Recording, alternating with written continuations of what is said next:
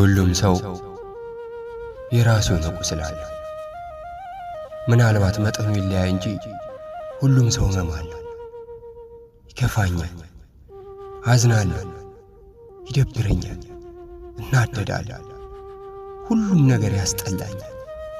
ተስፋ ቆርጣለሁ፣ እበሳጫለሁ። ከዛ ሰዎች ይመጣሉ።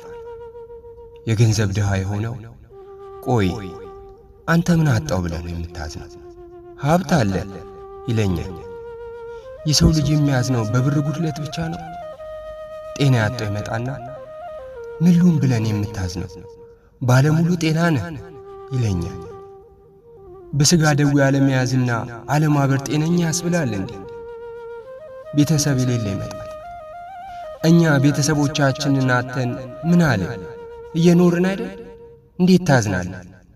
አንተስ ቤተሰቦች አሉ ይለኛል። ቤተሰብ የማይጋራቸው ህመሞች የሉ?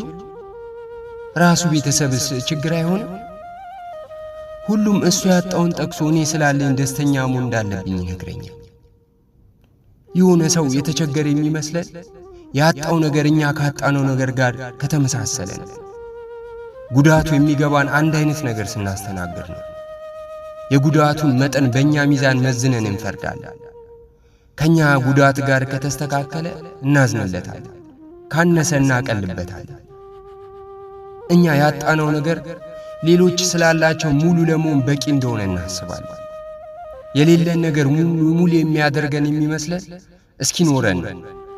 የጎደለን ነገር ስናገኘው ሰው ላይ እንደመገመት ላይሆን ይችላል። ሁላችንም የፈተናችንና የፈተናችን ውጤት ድምር ነን። አንተ ሰው ትመክር አልነበር ይሉኛል። መምከር ቀላል፣ ብዙ ታውቃል ነበር ይሉኛል። ማወቅ ሌላ ነው። ከባዱ ከእውቀት ጋር መኖር ነው። ችግሩ ለሰው እንዳወሩት ሆኖ መገኘት ነው። ሁሉም የራሱ ደካማ ጎን አለው። የሆነ ጊዜ ላይ እዛ ጋር ሲነካ መቋቋም የማይችለው ሐዘን ይገጥመዋል። ቄሱ፣ ሰባኪው፣ ሼኪው፣ ፓስተሩ፣ አነቃቂ ንግግር ተናጋሪው፣ ሀብታሙ፣ ድሃው፣ ባለስልጣኑ፣ በቃ ሁሉም ህመም አለ። ችግራችን ያልታየ ነገር ጭራሽ የሌለ እየመሰለን እንጂ ያጽናኑን ሰዎች ሳይቀር ለኛ የተናገሩት የማጽናኛ ቃል ለራሳቸው አይናገሩት።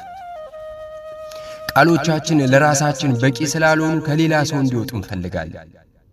ያንኑ ቃል ሌላ ሰው ሲነግረን እንበረታለን። አይዟችሁ መባል እንፈልጋለን። ችግር ውስጥ እንገባለን።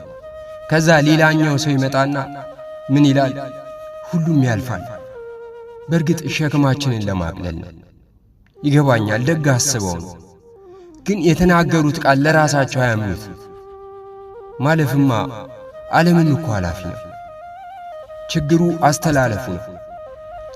ችግሩ የሚያልፍበት መንገድ ነው። የማይሽር ጠባሳ ጥሎብን ከሄደ ምኑን አለፈ? እንዳንነሳ አድርጎን ካደቀቀን ምኑን አለፈ? ትናንት የነበረው ችግር ሕይወታችንን ካጨለመው በድን ስጋችን ቀን ቆጥሮ ዛሬ ላይ ቢገኝ ትናንት እንዴት አለፈ ይባላል። እውነት ነው። ገንዘብ ማጣት፣ ቤተሰብ ማጣት፣ ጤና ማጣት፣ ሌሎችም ሐዘን ሊፈጥሩብን ይችላሉ። ስላሉን ግን አንቸገርም ማለት አይደለም። ህመማችን የተለያየ ነው። ያለን ነገር የሌለንን ነገር ካላስረሳን መኖሩ ጥቅሙ ምን ላይ ነው? ከዚህ ሁሉ በኋላ ስለሆነብንም ስለሆነልንም ስለ ሁሉም ነገር ፈጣሪ ይመስገን።